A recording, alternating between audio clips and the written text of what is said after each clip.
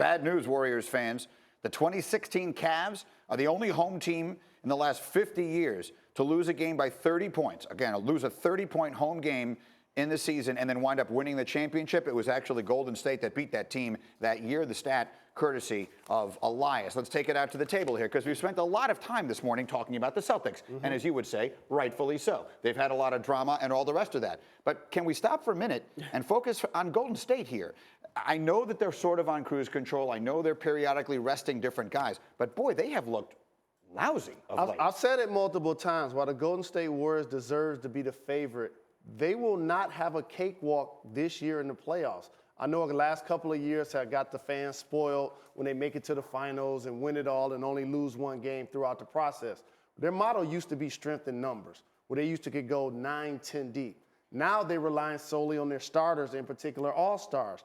Boogie Cousins is now into that mix. They were playing without Klay Thompson yesterday in the show. And as Boogie Cousins, I know you wanted to make a point that part of their defensive struggle comes because of him. Absolutely. So while a talented offensive player and a terrific rebounder, all teams have strengths and weaknesses. You see DeMarcus Cousins right now guarding Tatum. That's a mismatch regardless, okay? And the Celtics take advantage of it on the cut. Right here, you see Marcus Smart initiating offense. You see a little confusion by the Golden State Warriors. Same guy, uncontested layup, Jason Tatum, who's really good at basketball. You might want to check him.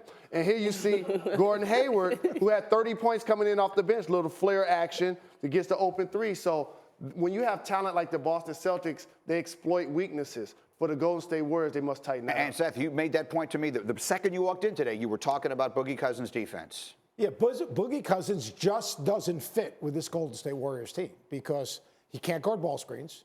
He can't get back into play. You can't switch like they have in the past when they go undersized, which is a major problem.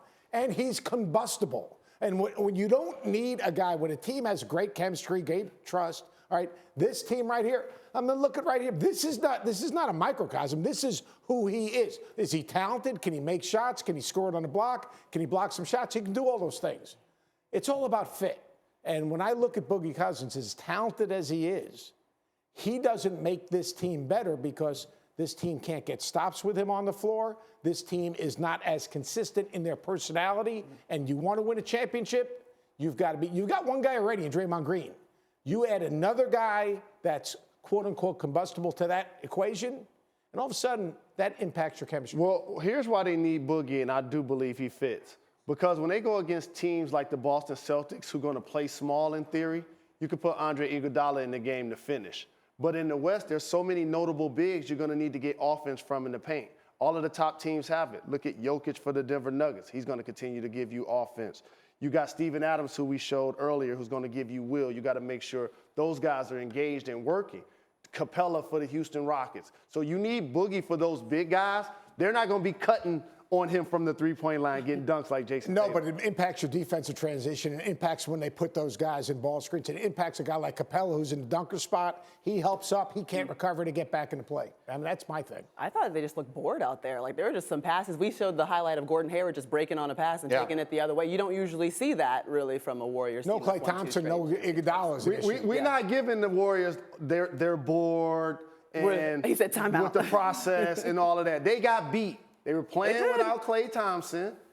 Gordon Hayward got off at the shooting guard spot. That left a hole. And defensively, he's a lockdown defender. He was not out there to do those switches and play up on those screens like you talked about. I mean, they look like trash. I'm just saying they were bored.